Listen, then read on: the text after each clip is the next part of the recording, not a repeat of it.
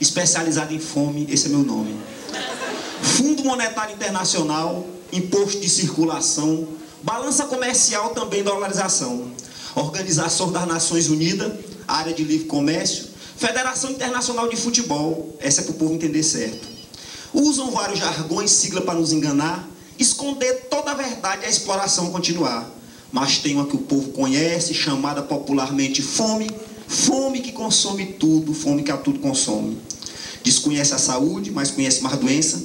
Cultura quase não conhece, está muito longe do seu tempo. Segurança desconhece para toda a população. Só se vê nossa polícia quando tem manifestação. Ou quando se exerce o direito de um pedaço de chão. Bota a mão na consciência e pense, trabalhador. Tu construíste um mundo que nunca aproveitou. Trabalhou a vida toda, subsistindo para existir. Mas chegando no aposento, não dá sustento, tem que agir. E olha para o teu filhinho, para o teu netinho, para tua mulher. E vê que foi explorado, espoliado, tem sido a fé. Vê que já é tarde, não tem nada, não almoçou. E vê a tua família compartilhada da mesma dor. Acha isso justo? Justiça deveria ser feita. Enquanto poucos têm banquete, muitos não têm nem sobremesa. Tua casa é de sapê, estás parado no tempo, sem luz, sem água, sem gás, sem ao menos alimento. Enquanto nos bairros nobres, Mercedes, Ferrari, mansões, com luz, com água e fartura à custa de nossos milhões. Falando nessas escritas, não para matar nem morrer, mas para cobrar nossos direitos que tem que aparecer. Por que eu morro de fome e outros são gordos e nutridos? Por que alguns têm mansões e uns em favela perdido? Vamos formar uma corrente de amor, de humildade, chamar paz, irmão, vizinho e todo o proletariado. E assim poder pensar um sentido real para a vida, construir um novo mundo com a metodologia vida. Obrigado. José da Cruz, é de Teresina, Piauí, está com o seu livro, Humildemente Simples, Poesias. Então, só R$10, ele veio aí por conta própria, viajou 32 horas, tem que voltar no final do salão. Quem quiser auxiliá-lo aí, ó, R$10, vamos comprar o livro do nosso amigo para ele poder voltar para casa. Tá R$10 lá na entrada. É isso. Esqueceram o xerox, mas provavelmente não vai ter necessidade da identidade, comprovante da ficha de inscrição do Exame Nacional de Ensino Médio 2001, Bruno dos Santos Ramos. Vai estar aqui à disposição do Bruno, caso o Bruno esteja aí, ou um amigo pessoal do Bruno. Então tá, Salão Nacional de Poesia Psil Poético, projeto da Prefeitura, da Secretaria de Cultura de Montes Claros, da Biblioteca Pública Municipal Antônio Teixeira de Carvalho. Psil Poético pela Paz. E é um companheiro aqui, já, do Palavras e Ideias e também do Psil Poético, vai estar falando sobre o livro do Rubem Fonseca. Com vocês, Gilson Neves. Fique à vontade.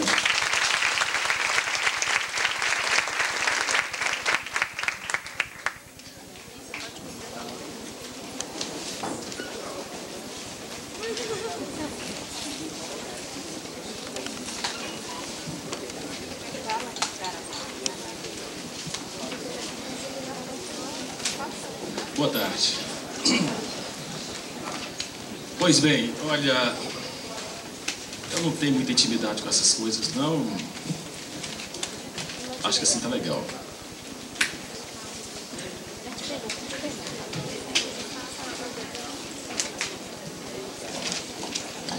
Olha, já dei... Tô pensando.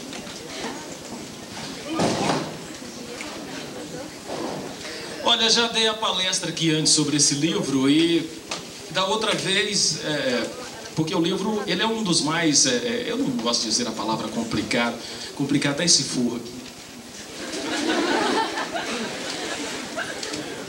Eu não gosto de falar a palavra complicado quando se trata dos livros para o vestibular, porque na verdade não tem complicação, né? Na verdade é preciso que você tenha uma maneira correta de ler para o vestibular. Mas é por causa da quantidade de histórias que ele tem, quer dizer, não tantas histórias, mas são 7 histórias. E quando caem livros no vestibular, que são contos, que são várias histórias, nós somos obrigados a ler todas elas e a interpretar todas elas. Nós temos que memorizar personagens, estrutura, espaço, tempo literário, você tem que memorizar tudo isso. E às vezes chega lá, tem alternativa, tem uma questão, e as alternativas são 4 alternativas, cada uma para um conto. Né? Ou às vezes, quando se cai uma questão aberta na segunda etapa, na questão específica, ele escolhe um conto. mas você não sabe qual que vai cair. Então tem que interpretar todos eles e é por isso que é demorado. Então, no caso aqui, como eu tenho um prazo para fazer essa palestra, então não vamos poder nos aprofundar muito, né? Então tentarei ser breve. Então, tudo bem que em alguns contos eu possa ser breve e outros não, talvez eu goste mais de um do que o outro, talvez um deles me excite mais do que o outro excita, né? Então aí talvez nos prendemos mais a um desses contos. E, aliás, essa palavra excitação é perigosa quando se trata de Rubem Fonseca, né? Por causa desse erotismo desbragado que ele utiliza. Mas tudo bem, um pode nos pegar mais do que o outro. Então aí nós tentaremos ser breve. Pois bem, então aí, olha, a primeira coisa que eu digo para vocês é que vocês não são leitores comuns, tem que se ler para o vestibular. Então aí nós temos que saber o que eles cobram. Em primeiro lugar, é preciso criar uma contextualização. Você começa já respondendo a pergunta: esse livro, qual é a visão de mundo que ele tem? Esse livro foi escrito em qual época? Porque vocês se inserem nele, né? Se foi escrito no século XIX, uma visão de mundo. Quem lê Encarnação, por exemplo, sente até um certo desfibramento naquele sentimentalismo exagerado, naquela submissão terrível da mulher para salvar um homem doente, mórbido. Mas aí aquela visão lá, aquelas convenções burguesas. Agora com o Rubem Fonseca, ele é contemporâneo nosso, ele pertence ao pós-modernismo, né? Que vem aí de 45 até os dias de hoje. Então, para responder essa pergunta, essa contextualização, Romance Negro é um livro pós-moderno. E uma das características marcantes dessa pós-modernidade é a intertextualidade. Veja bem que o livro inteiro, os contos estão reunidos, ou seja, o que torna comum todos eles é a intertextualidade, né? Esse diálogo, veja bem, outra marca do pós-modernismo que é essa tendência para o coloquial. Mas em Rubem Fonseca, o coloquial ele vai se unir à erudição. Então tem uma mistura do erudito com o popular. Entendeu? Ele quer ser acessível e ao mesmo tempo dialogar com grandes obras da literatura universal. E não é só com literatura, dialoga com pintura, dialoga com a música, fazendo esse jogo intertextual que favorece essa principal característica da sua obra, que é o coloquial, o popular com o erudito, né? Marca mesmo dele. E ainda podemos falar do grotesco, né? Da escatologia, ou seja, aquela necessidade de falar coisas, de ter uma linguagem em que nós temos lá, ele faz questão de nos dizer como é que Clotilde Farrucci caga, né? Aquele cocô dela que vai sair todo duro, enorme, denso e grosso, uma erotização até da defecação, até que ela expulsa gentilmente o cocô com uma leve pressão do esfíncter, porque ele vai ficando fininho, fininho, fininho, até que ela não precisa nem limpar, né? Não limpa. Então veja bem que isso é grotesco, né? E tem muito mais cenas no livro pesadíssimas que puro grotesco. Então essa é uma característica do Rubem Fonseca. Então podemos configurar aí ainda.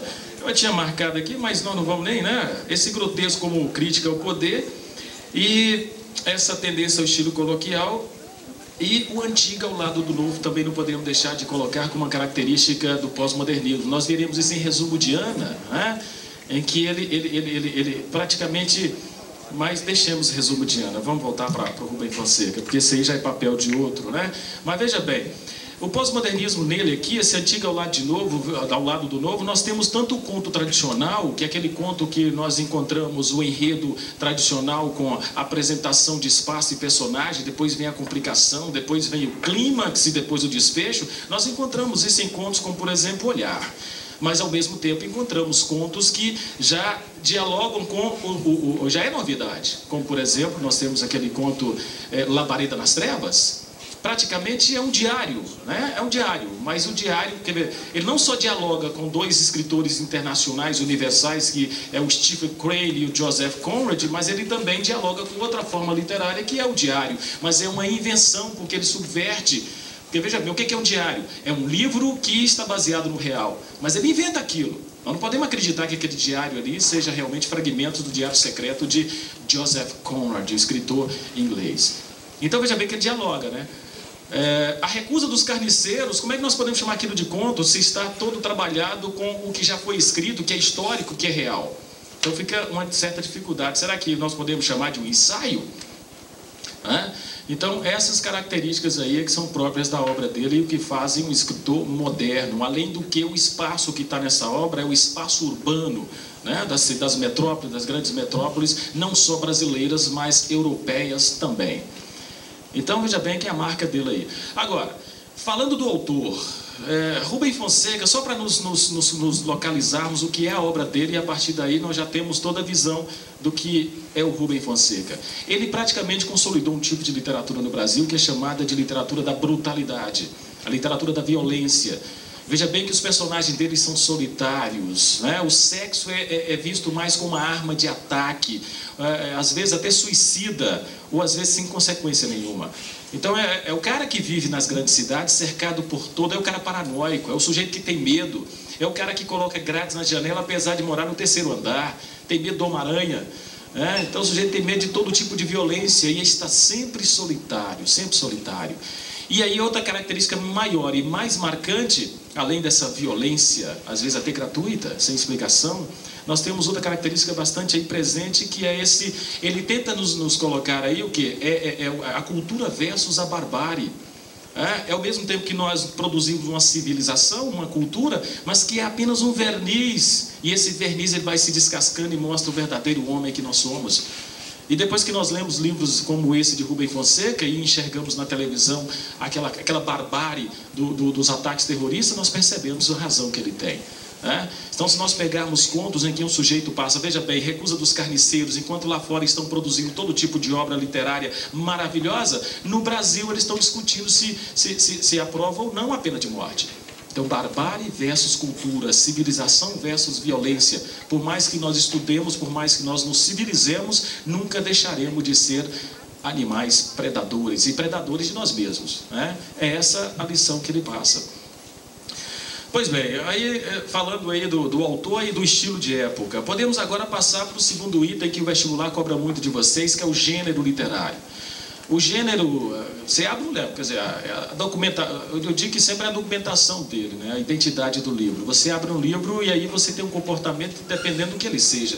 Se vocês abrirem poema sujo, é poesia, então o comportamento de vocês vai diferir completamente se abrirem Resumo de Ana, que também são contos, né? Só que quase conto e novela ao mesmo tempo. Aí já o gênero literário em Resumo de Ana já complica um pouquinho, porque já é esse certo experimentalismo na construção do gênero literário. É quase novela, ou é quase conto, né? Mas no caso de Rubem Fonseca, não, já está declarado, são contos. E o que são contos? Narrativa curta. Sempre uma narrativa curta, poucos personagens, e o mais importante, ter um conflito só. E tudo gira em torno desse conflito, com grande densidade dramática. Então, se você quer definir o que é conto, é isso aí, história curta, poucos personagens e essa grande densidade dramática de um conflito só. É diferente do romance, que tem vários, difere da novela, que tem vários conflitos. O conto não. Mas antes de mais nada, você deve pegar o gênero. O gênero, nós estamos falando do conto como espécie literária, né? Porque o gênero é narrativo. Isso nós sabemos que o gênero é narrativo, aí você começa a anotar quais são os elementos que o compõem. Por exemplo, o espaço. O espaço podemos dizer que é sempre urbano, é o da cidade grande. Mas aí nós temos uma característica importante do espaço nesse livro, é que o espaço, o Rubem Fonseca trabalha com uma certa universalização, porque ele não fica só no Brasil. Aliás, é uma alternância, né? Uma alternância. Aliás, pode dizer que a alternância, ela quase é completa no livro. Ela para ali, de repente, depois, quando a Recusa dos Carniceiros, aí é Rio de Janeiro. Mas sempre Rio de Janeiro, Europa. Rio de Janeiro, Europa. Então, o primeiro conto Rio de Janeiro, o segundo conto na Inglaterra, o terceiro conto no Rio de Janeiro, o quarto conto na Alemanha, e essa universalização aí do espaço urbano, para mostrar que não é só no Brasil que o homem é esse ser agressivo e violento e que se esconde por trás da cultura. Mas aí de uma forma geral, porque, veja bem, se é conto, depois nós vamos ter que, cada conto que nós falamos aqui, nós temos que dizer o espaço dele. Típico de vestibular, né? Assinar a alternativa correta e põe lá e tenta pegar vocês dizendo que Labaredas nas Trevas ocorre no Rio de Janeiro ou na Alemanha, né? E aí nós temos que guardar essas informações. Então o espaço, de uma maneira geral, é urbano, das grandes metrópoles. E agora o foco narrativo, vamos falar dele aí de uma maneira geral, porque falou gênero literário, narrativo, foco narrativo, né? O foco narrativo sempre alterna também. Ele é primeira e terceira pessoa. Então primeira pessoa é o protagonista que nos relata, que nos conta a história.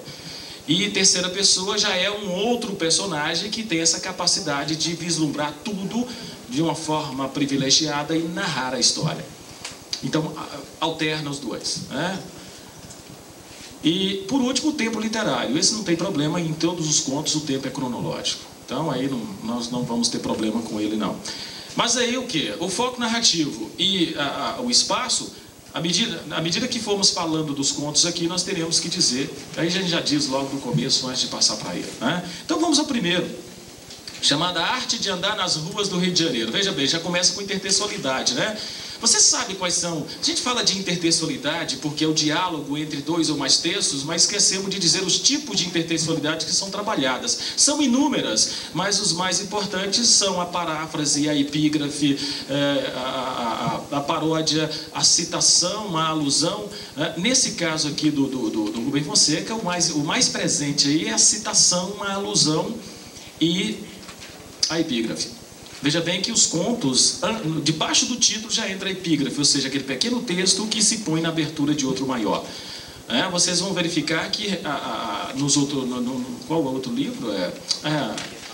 Resumo de Ana também se abre com a epígrafe, mas na abertura do livro, que são versos de Carlos Drummond de Andrade, remetendo o leitor para a família.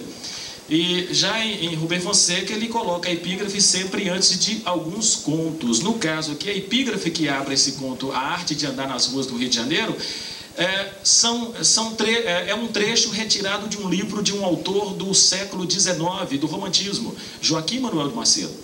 Então está lá ele dizendo que no Rio de Janeiro é tudo decadência. Esse é o trecho, veja bem o trecho de Joaquim Manuel de Macedo, né? É tudo decadência. Decaiu tanto o clero, quanto a nobreza, quanto o povo. Tudo aquela miséria.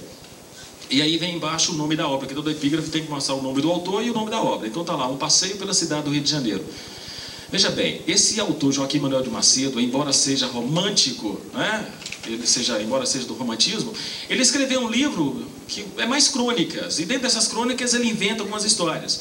Então esse livro de crônicas dele, ele está passeando pelas ruas do Rio de Janeiro e nos contando, nos relatando o que vê, mas de uma forma, fazendo digressões ou fazendo críticas, denúncia, ou então de um olhar romântico. Essas crônicas são sempre de modo crítico. Veja bem, o que é que Rubem Fonseca faz? O Rubem Fonseca escreve agora é ficção. Enquanto Joaquim Manuel de Macedo é o próprio autor que faz isso, agora o Rubem Fonseca cria um conto em que o personagem passa pelas mesmas ruas que aquele autor está passando naquele livro do século XIX.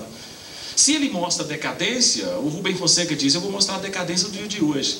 E aí escreve esse conto em que o personagem, andando pelas ruas, nos mostra o submundo da miséria e da violência do Rio de Janeiro, atual, dos dias de hoje. E é isso que nós vamos ver. Esse conto também é bem diferente dos outros, porque você vai notar que ele assim como o outro vai mostrando cena, tá vendo? O diálogo, a intertextualidade, e o outro vai mostrando também, fazendo descrições, mostrando cenas, esse também vai fazendo a mesma coisa.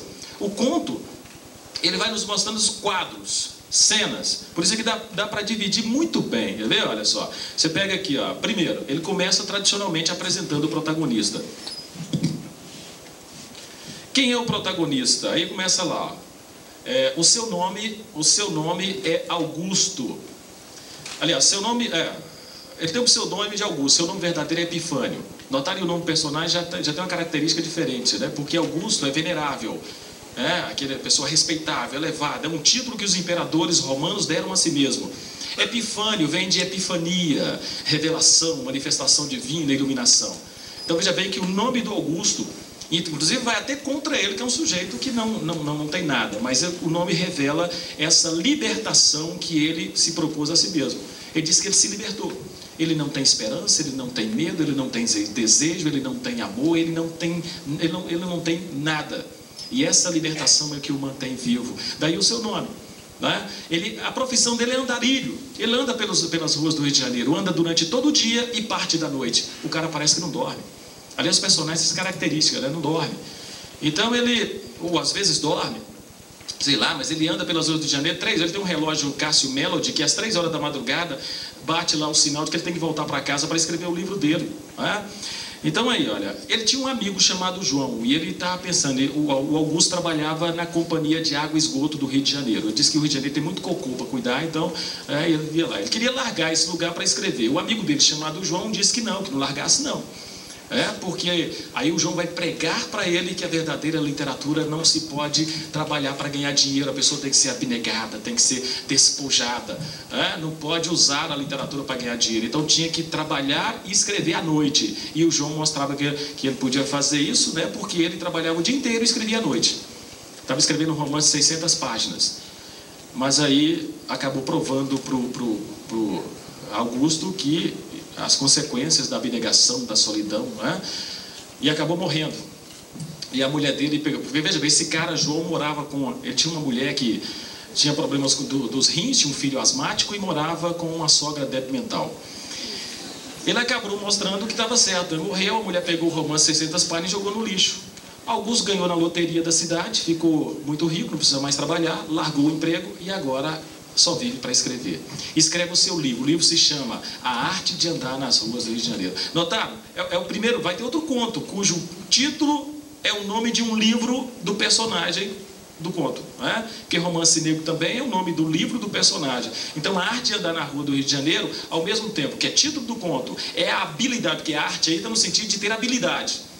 Ela pode pegar os dois sentidos de arte, porque o Augusto tem a habilidade de andar nas ruas de Janeiro. Ninguém mexe com ele. Então ele sai de noite andando, ninguém o assalta, ele conhece, ele tem a arte de se desvencilhar de tudo. Então a arte aí como ofício, como habilidade. Ele treinou e também a arte no sentido de criar uma grande obra, que é o que ele procura fazer. Como nós vamos ver aí. Agora, começa a sua... Ele tem uma expressão em latim que é bom nós anotarmos também, porque é muito importante, chama-se solvitur ambulando. Solvitur ambulando. É o que ele faz. Solvitur quer dizer dissolver, descomplicar. Ambulando é andar. Para que ele anda nas ruas do Rio de Janeiro? Ele diz que anda para dissolver os problemas, resolver as complicações. Andando aqui nós resolvemos os problemas. Então é a expressão favorita dele em latim, solvitur ambulando. Daí ele vai, o prêmio da loteria e tudo mais. Às 3 da madrugada ele volta. Então depois que apresenta o personagem, aí entra a segunda cena. Agora apresenta-se o pastor Raimundo. Ele estava andando ali pelo centro, foi comprar numa farmácia, ele foi comprar selênio para fazer um remédio porque estava com problema no olho, misturar com vitamina E, e encontrou uma igreja protestante no cinema. Aliás, aí já entra a crítica, A igreja evangélica saiu um cinema, corre lá e compra para montar uma igreja.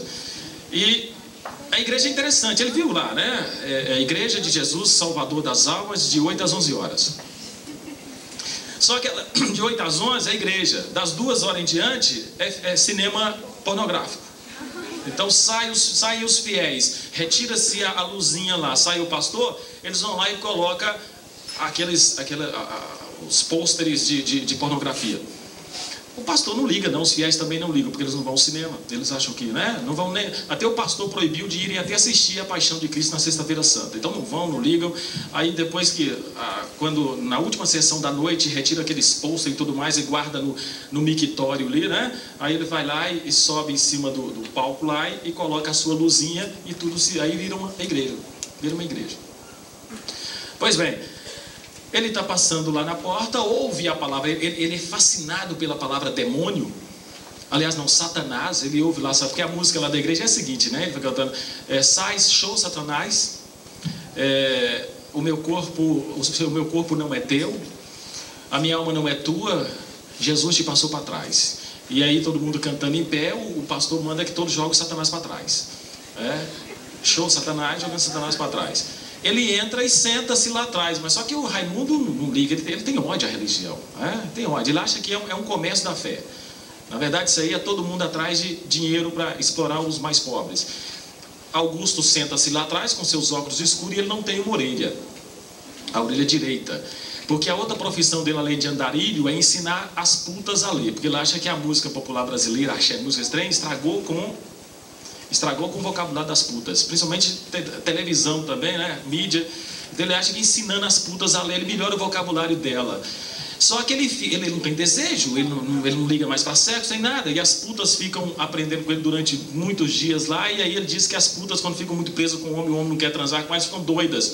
E saltam sobre ele. Uma delas saltou sobre eles e arrancou a orelha direita dele a dentadas. E jogou no vaso e deu descarga. Então ele não tem a orelha direita, né? Então ele senta lá com aqueles olhos escuros e o pastor Raimundo já está nervoso. Porque, veja bem, o grande sonho dele, ele veio da periferia. O grande sonho dele é depois do centro ir para a Zona Sul. Porque a Zona Sul é onde estão os ricos. E Jesus, e os ricos precisam, quem precisa de Jesus nesse mundo são os ricos. Então ele precisa ganhar dinheiro ali. O problema é que o dízimo não tá ajudando. O pessoal não está trazendo dinheiro, ele está preocupado. E agora aquele sujeito sentado lá na última cadeira, de óculos escuros, sem uma orelha, enquanto todo mundo levanta e jogando Satanás para trás, até os leões de chácara que estão por ali, né, jogando, ele não se mexe. Aí ele acha que é Satanás, porque ele diz que Satanás existe. Porque ele diz que até a Igreja Católica, com esse movimento eucarístico, sei lá como é que chama, esse movimento novo aí, a igreja está voltando de novo às origens e parando com aquele discurso racional, filosófico. Agora está dizendo que o diabo existe, mas ele sabe, porque o diabo se disfarça nas pessoas, do que ele quiser. Aliás, o diabo cheira. Se você pegar o diabo distraído, você vai sentir que ele cheira. Essa é a visão dele. E ele acha que é o diabo. Aí nós temos alguns breves flashbacks, sabe? Um flashback, aquele negócio de retorno.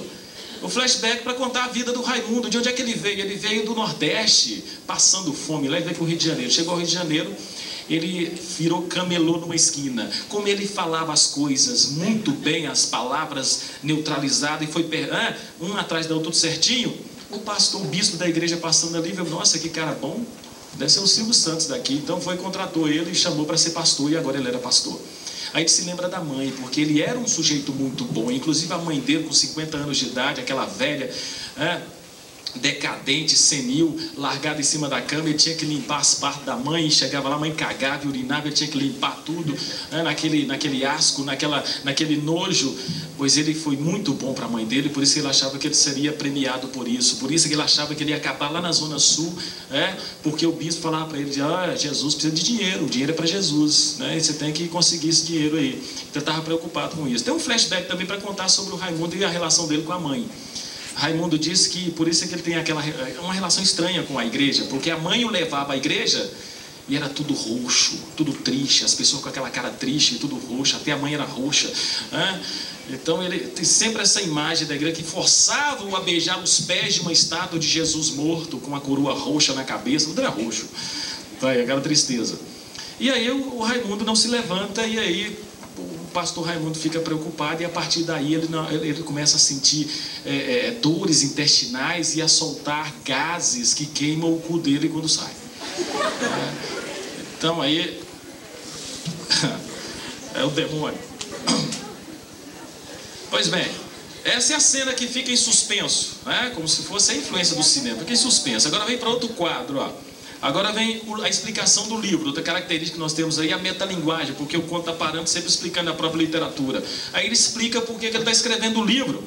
O que o livro dele não vai ser? A arte de andar nas ruas do Rio de Janeiro pode ser que alguém pense que seja algum guia arquitetônico, algum guia de rua. Não é isso, não.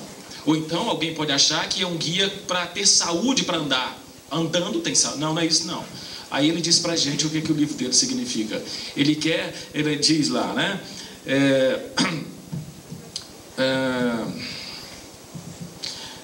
eu coloquei aqui, cadê? Onde é que você está? Sumiu.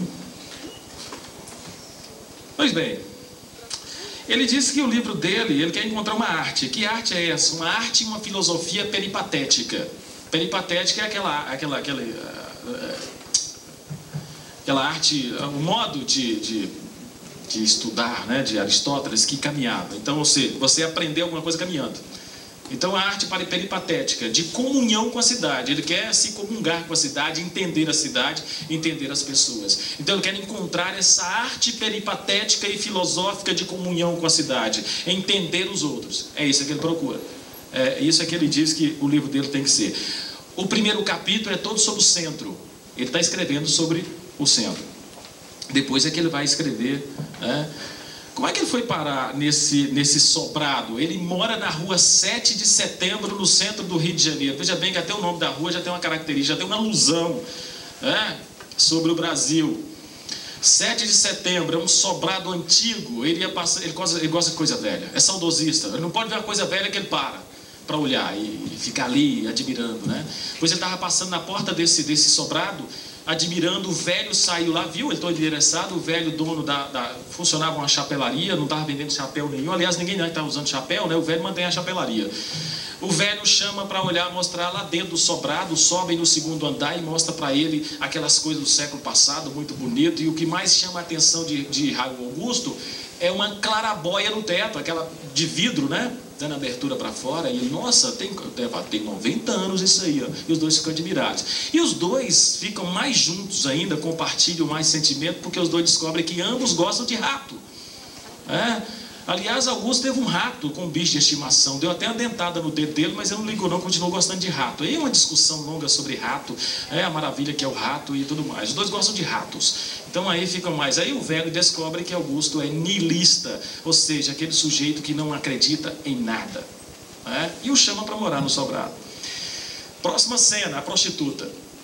Então está na hora de ele procurar uma prostituta, porque não tem mais nenhuma para ensinar a lei. Então ele sai atrás, ele sai atrás de uma.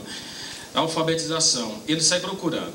Aí, é claro, ele sai andando pelas ruas, vai caminhando e mostrando as ruas, nome de rua, essa coisa a gente não vou ficar aqui falando nome de rua do centro do Rio de Janeiro, mas o interesse de Rubem Fonseca, do narrador, é ficar descrevendo, enquanto ele está caminhando, mostrando os principais pontos, principalmente turístico, né, do Rio de Janeiro, mas todo transformado, que não só vê miséria. Veja bem que ele está passando a noite em frente ao Teatro Municipal, e os grafiteiros, pintado de novinho, pois está lá um grupo de grafiteiros já escrevendo. Nós, os grafiteiros, quebramos o cabaço grafiteiro do Caxambi, quebramos o cabaço do Municipal. E assinou embaixo. O mais instigante é que a assinatura deles era um pênis, mas os grafitólogos estavam estudando aquilo porque não sabiam que diabo de pênis era aquilo. Depois descobriu que era uma mistura de pênis de porco com uma glande humana. Então, pênis humano e pênis de porco. Aí só que estava tudo errado. Aí, o Augusto, que é um cara instruído, vai dizer para eles: olha, grafiteiro está faltando I. Cabaço é com C cedilha, está com S, né? E aí fala com o cara lá que está um erro, assim: olha, tio, você entendeu o que a gente está escrevendo? Não entendeu?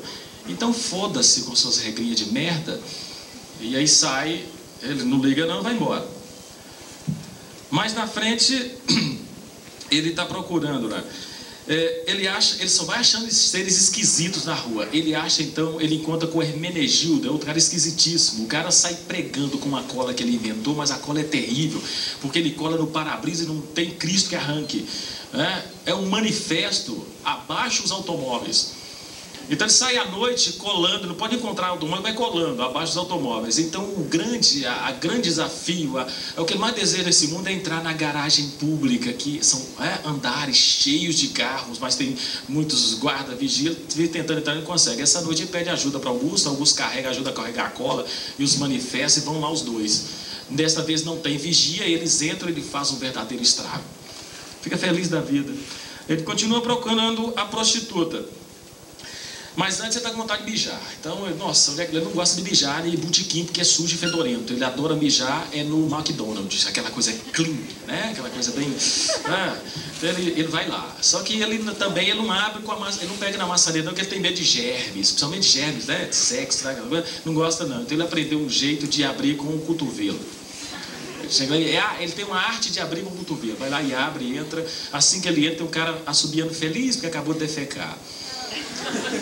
Aí ele vai e mija, abre de novo e sai, Pois bem, ele vai procurando até que encontra. Aliás, ele está procurando a prostituta, né? Vê uma loira vindo na direção dele, aquela loira grande, forte, você desconfia, né? Aí ele pergunta: você é travesti?